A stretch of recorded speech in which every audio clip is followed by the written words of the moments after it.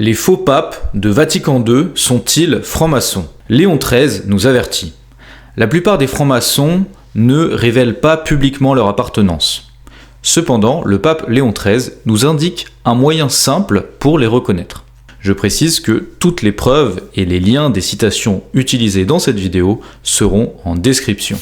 Donc Léon XIII nous dit dans l'encyclique Custodi di Quella Fede que chacun évite toute liaison, toute familiarité avec des personnes soupçonnées d'appartenir à la franc-maçonnerie ou à des sociétés affiliées. Qu'on les reconnaisse à leurs fruits et qu'on s'en éloigne. Et ainsi qu'on laisse toute relation familière non seulement avec les impies et les libertins déclarés, qui portent au front le caractère de la secte, mais encore avec ceux qui se déguisent sous le masque de la tolérance universelle, du respect pour toutes les religions, de la manie de concilier les maximes de l'évangile avec celles de la Révolution, le Christ avec Bélial, l'Église de Dieu avec l'État sans Dieu. Donc, Léon XIII nous dit qu'il y a deux types de francs-maçons. Il y a ceux qui sont ouverts, donc on peut les voir assez facilement, et ensuite ceux qui sont secrets. Et là, il faut plus les reconnaître à leurs fruits ou à ceux qu'ils disent. Donc l'un des masques sous lesquels ils se cachent, c'est précisément le fameux slogan « Respect de toutes les religions ». Et d'ailleurs, quand on va sur le site de la Grande Loge de France, c'est public, hein, vous tapez ça sur internet, vous le trouvez très facilement. Donc dans la partie « Nos valeurs », il y a écrit: la Grande Loge de France laisse ainsi à chacun sa totale liberté de conscience religieuse et citoyenne, respectant toutes les sensibilités et formes de pensée philosophiques, morales, spirituelles et religieuses. Et d'ailleurs, on retrouvera cette liberté de conscience dans Vatican II, dans le texte Dignitatis Humanae. Et aussi, sur le site du Grand Orient de France, on peut lire, dans la partie Nos valeurs, la franc-maçonnerie a pour principe la tolérance mutuelle, le respect des autres et de soi-même, la liberté absolue de conscience. Or, la religion catholique, c'est la seule religion divine. Toutes les autres qui la contredisent sont diaboliques. À ce sujet, le catéchisme du Concile de Trente est très clair. Et comme elle, l'Église catholique, est la seule qui soit gouvernée par le Saint-Esprit, elle est aussi la seule qui soit infaillible dans la foi et dans la règle des mœurs. Au contraire, toutes les autres qui usurpent le nom d'Église sont sous la conduite de l'esprit du démon et tombent nécessairement dans les plus funestes erreurs de doctrine et de morale. Donc, il y a les fausses églises et ensuite, il y a l'Église catholique, qui vient de l'Esprit Saint. Donc celui qui dit que toutes les religions doivent être respectées tente en réalité de mettre au même niveau le vrai et le faux, Dieu et le démon. C'est du libéralisme pur. Un catholique ne peut pas respecter à la fois la seule vraie religion et les religions sataniques. Un tel enseignement vient de la franc-maçonnerie, non de la foi catholique. Donc les deux sont inconciliables. Aucun catholique, s'il veut rester digne de ce nom et avoir de son salut le souci qu'il mérite, ne peut, sous aucun prétexte, s'affilier à la secte des francs-maçons. Et d'ailleurs, toute personne qui est franc-maçon est automatiquement ipso facto excommuniée de l'Église, c'est-à-dire hors de l'Église. Donc, un petit rappel aussi au sujet des fausses religions. Donc, dans le Concile de Florence, un document qui est ex cathedra, qui est infaillible, 4 février 1442, la très sainte Église romaine croit fermement, professe et prêche qu'aucun de ceux qui se trouvent en dehors de l'Église catholique, non seulement païens, donc par exemple des musulmans par exemple, mais encore juifs ou hérétiques et schismatiques, donc protestants ou orthodoxes, ne peuvent devenir participants à la vie éternelle, mais iront dans le feu éternel qui est préparé par le diable et ses anges, à moins qu'avant la fin de leur vie, il ne lui ait été agrégé. Elle professe aussi que l'unité du corps de l'Église a un tel pouvoir que les sacrements de l'Église n'ont d'utilité en vue du salut que pour ceux qui demeurent en elle. Donc par exemple, les schismatiques orthodoxes, même s'ils ont des sacrements valides, ils ne reçoivent aucune grâce de leurs sacrements, ils ne reçoivent aucun mérite pour la vie éternelle. Pour eux, donc les catholiques, seuls jeûne, aumône et tous les autres devoirs de la piété et exercices de la milice chrétienne enfantent les récompenses éternelles.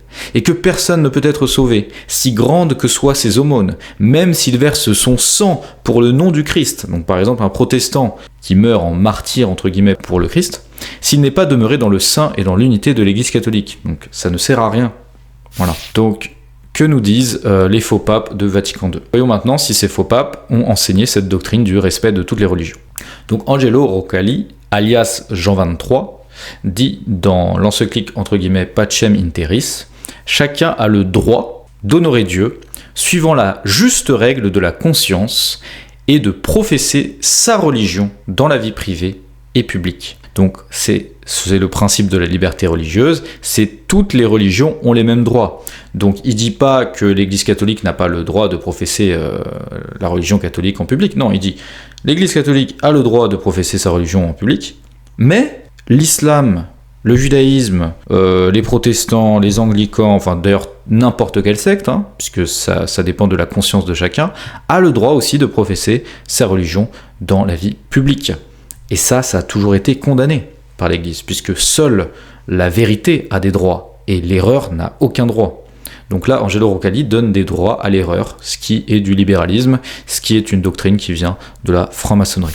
Ensuite, Giovanni Montini, alias Paul VI, donc dans le discours aux représentants de l'islam, vous musulmans, nous donnez ainsi l'occasion de manifester ici notre profond respect pour la foi que vous professez. Donc déjà, il qualifie l'islam, il donne le nom de foi, c'est quand même assez insultant, puisque la foi, il n'y en a qu'une seule, nous dit saint Paul, il n'y en a pas 40, il n'y en a pas 2, il n'y en a pas 3, il n'y en a qu'une seule. Donc déjà, c'est très insultant pour la foi catholique. Et ensuite, c'est cette attitude nouvelle et ouverte envers les valeurs naturelles, terrestres, historiques, scientifiques qui constituent l'un des aspects caractéristiques du Concile. C'est ainsi que l'œcuménisme s'est réveillé, de même que le respect envers les religions non chrétiennes, envers nos propres adversaires, envers les valeurs de l'activité humaine. Audience générale du 8 novembre 1972. Sachant que j'ai appris quelque chose aujourd'hui, quelque chose d'assez intéressant, je ne savais pas. En fait, le terme de l'œcuménisme, ce mouvement pour l'unité des chrétiens, entre guillemets, en fait, ça vient des protestants du 19e et du 20e siècle, qui justement voulaient rassembler toutes les sectes protestantes, il y en a 40 000, donc il fallait, l'idée c'était de les rassembler. Donc en fait, ce terme de l'œcuménisme, dans le sens je parle pas du concile œcuménique, mais dans le sens de réintégrer l'unité des chrétiens, ça vient des protestants en fait. Et ce terme va être utilisé dans Vatican II. Donc une doctrine qui vient des hérétiques est utilisée dans un concile. Comment ce concile peut être catholique ? Voilà, je pose la question. Donc l'Église catholique ne rejette rien de ce qui est vrai et saint dans ses religions non chrétiennes. C'est moi qui ai mis entre guillemets non chrétienne. Elle considère avec un respect sincère ses manières d'agir et de vivre, ses règles et ses doctrines. Donc ça c'est le document Nostra Aetate, Vatican II, 28 octobre 1965. Donc en fait, quand ils disent respect, ça veut dire donner un droit. Ils donnent le droit aux manières d'agir, de vivre, des règles, des doctrines de l'islam, des juifs talmudiques, des protestants, etc. C'est ça qu'il faut comprendre. Ensuite, Karol Wojtyla, alias Jean-Paul II, donc l'Église catholique exprime son estime, respect c'est la même chose, pour vos religions et pour vos hautes valeurs spirituelles, donc discours aux représentants du bouddhisme et du shintoïsme. Bon, très bien, je savais pas qu'il y avait des hautes valeurs spirituelles dans ces fausses religions, parce que, je veux dire, l'Église catholique nous enseigne que ces fausses religions nous emmènent en enfer. Bon, je vois pas comment il peut y avoir des hautes valeurs spirituelles dans des religions qui nous emmènent en l'enfer et qui sont guidés par l'esprit du démon. Donc en respectant les convictions de chacun, nous avons besoin de l'aide des uns des autres. Ce témoignage de foi se fait dans le respect des autres traditions religieuses. Partout, j'ai voulu témoigner aux églises orthodoxes l'affection et l'estime de l'Église catholique dans le désir que la mémoire des fautes passées contre la communion soit pleinement purifiée et qu'elle laisse place à la réconciliation et à la fraternité. Donc ça, c'est aussi une insulte à notre histoire, puisque ce sont les orientaux orthodoxes, enfin schismatiques, qui se sont séparés de l'Église catholique et pas l'inverse, où il n'y a pas d'égalité sur le sujet, c'est eux qui se sont séparés. En outre, j'ai eu l'occasion de réaffirmer l'ouverture sincère avec laquelle l'Église s'adresse aux croyants de l'islam, auxquels nous unit l'adoration du Dieu unique. Bon, ça c'est une autre hérésie. Évidemment, les musulmans rejettent la divinité du Christ, donc ils n'adorent pas le même Dieu unique, puisque nous adorons un Dieu unique en 3 personnes, la Trinitaire. Donc ça aussi c'est une grossière erreur. Donc je souhaite réaffirmer le respect de l'Église catholique pour l'islam. Ensuite, Ratzinger, alias Benoît XVI, nous ne manquons pas de respect à l'égard des autres religions et cultures. J'ai souligné à Munich combien il est important de respecter ce qui est sacré pour les autres. Et la visite en Turquie m'a offert l'occasion d'exprimer également publiquement mon respect de la religion musulmane. Enfin, quand on lit ce qu'ont écrit les papes sur la secte de Mahomet, dans le passé, ça fait littéralement vomir ce genre de paroles. Et quand on sait ce que les musulmans ont fait aux catholiques et aux chrétiens dans l'histoire, Bref. Ensuite, il y aurait Mario Bergoglio alias François, pour en venir maintenant au respect mutuel dans les relations interreligieuses, notamment entre chrétiens et musulmans.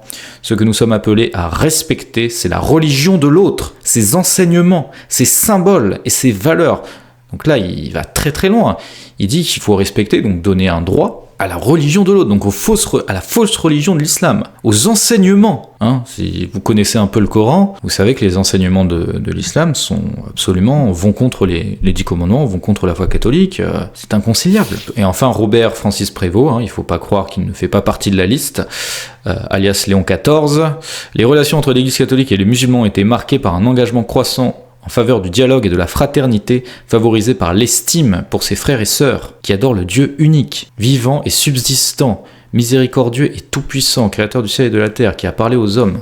Cette approche fondée sur le respect mutuel et la liberté de conscience, on en revient à la liberté de conscience, tout est lié, constitue une base solide pour construire des ponts entre nos communautés. Je vous rappelle, liberté de conscience, Grand Oriot de France, liberté de conscience absolue, etc. C'est le même message qui est sous-jacent. Enfin, en fait, les modernistes, ils confondent de manière volontaire ou pas, je ne sais pas, mais a priori ça devrait être volontaire vu leur niveau d'autorité dans la hiérarchie, ils devraient le savoir quand même. Les modernistes, donc, ils confondent la tolérance et le respect des fausses religions. Donc la tolérance, c'est quelque chose de catholique. Ça c'est l'attitude de supporter un mal. Donc, par exemple, l'existence de fausses religions, non pas parce qu'il est un bien, mais pour éviter un plus grand mal, troubles civils, persécutions, etc. On tolère donc ce qui est faux par prudence politique, mais on ne l'approuve jamais. On ne lui donne pas un droit à exister par lui-même. Donc Léon XIII, dans l'encyclique Libertas, qui est une encyclique absolument magistrale, je vous la recommande, qui justement définit toute la liberté. C'est quoi la liberté ? En fait, plus personne aujourd'hui ne comprend ce que c'est que la liberté. Donc pour ces motifs, tout en accordant de droit qu'à ce qui est vrai et honnête, elle ne s'oppose pas cependant à la tolérance dont la puissance publique croit pouvoir user à l'égard de certaines choses contraires à la vérité et à la justice, en vue d'un mal plus grand à éviter ou d'un bien plus grand à obtenir ou à conserver. Néanmoins, dans ces conjectures, si en vue du bien commun, et pour ce seul motif la loi des hommes peut et même doit tolérer le mal, on parle bien de tolérance du mal, jamais pourtant elle ne peut ni ne doit l'approuver, ni le vouloir en lui-même. Ce que fait Vatican II, ce que font tous ces faux papes. Ils donnent des droits aux fausses religions. C'est là toute la différence. Car étant de soi la privation du bien, le mal est opposé au bien commun que le législateur doit vouloir et doit défendre du mieux qu'il peut. Et en cela aussi, la loi humaine doit se proposer d'imiter Dieu, qui, en laissant le mal exister dans le monde, ne veut ni que le mal arrive, ni que le mal n'arrive pas, mais veut permettre que le mal arrive, et cela est bon. Donc cette sentence du docteur angélique, saint Thomas d'Aquin, contient en une brève formule toute la doctrine sur la tolérance du mal. Donc Dieu permet le mal pour un plus grand bien. Ça c'est une phrase de saint Augustin qui dit que Dieu ne permettrait jamais le mal s'il ne pourrait en tirer un plus grand bien. Mais le mal reste du mal. On ne peut pas donner un droit aux fausses religions qui sont, je vous le rappelle, dirigées par l'esprit du démon. Mais une chose demeure toujours vraie, c'est que cette liberté accordée indifféremment à tous et pour tous n'est pas, comme nous l'avons souvent répété, désirable par elle-même. Donc là, il condamne la liberté de conscience, ou la liberté des cultes, puisqu'il répugne à la raison que le faux et le vrai aient les mêmes droits. On se rappelle Pacem in Terris, qui donne les mêmes droits au vrai et au faux. Et en ce qui touche la tolérance, il est étrange de voir à quel point s'éloignent de l'équité et de la prudence de l'Église ceux qui professent le libéralisme. C'est ce que je vous ai dit au début.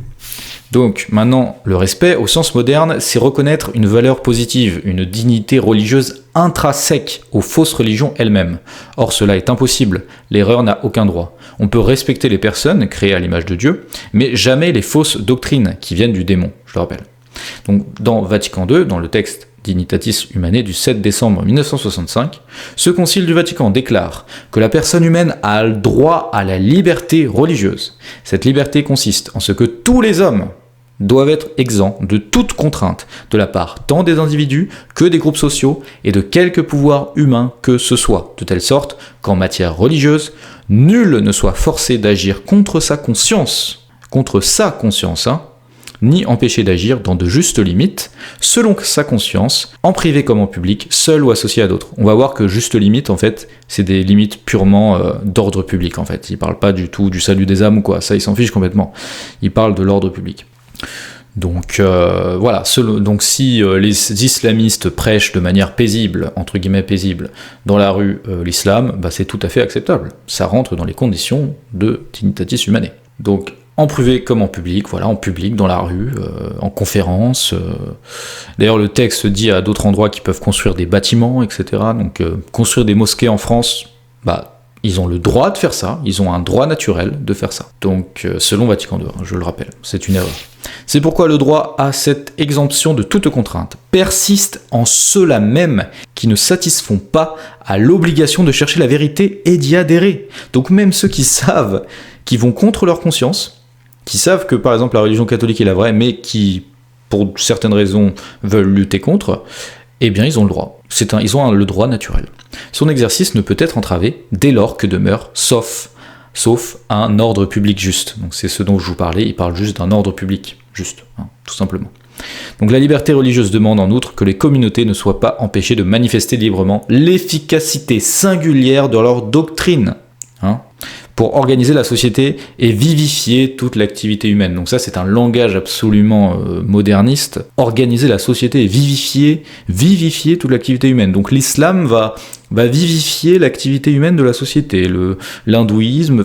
Et il faut bien comprendre que ça peut être tout. C'est pas que l'islam, c'est absolument tout. Si moi, ma conscience me dit que tuer mon prochain, c'est acceptable, eh bien j'ai le droit de l'exprimer publiquement et de manifester singulièrement ma doctrine. C'est ça que ça dit. Ça va très très loin. Et c'est extrêmement pernicieux et c'est du satanisme pur. Puisque si ma conscience me dit que Satan est Dieu, eh bien j'ai le droit de propager mon efficacité singulière de ma doctrine, publiquement, seul ou associé à d'autres, de droit de construire des bâtiments, etc. Donc c'est absolument diabolique. Ayant identifié ces francs-maçons secrets à leurs fruits, il faut rappeler d'autres avertissements de Léon XIII dans la même encyclique.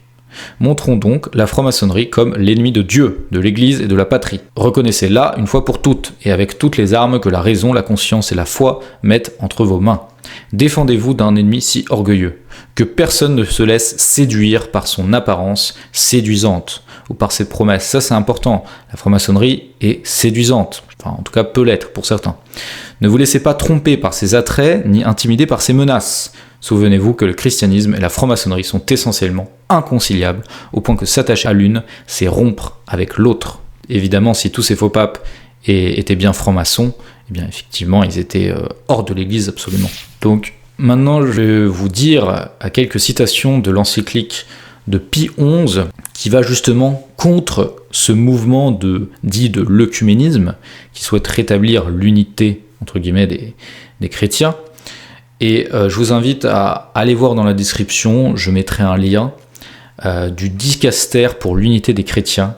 C'est un site officiel du Vatican aujourd'hui, qui justement, vous voyez toutes les photos de toutes enfin pas toutes, mais de beaucoup de réunions qui ont eu lieu entre les faux papes de Vatican II et les schismatiques, les anglicans, les protestants, etc., etc. Et vous voyez à quel point le texte de Pie XI condamne ça, mais de manière totale, quoi. Et ce n'est pas catholique de faire ça, et c'est absolument interdit. Donc, lisons ce que dit le pape. Un vrai pape, je précise.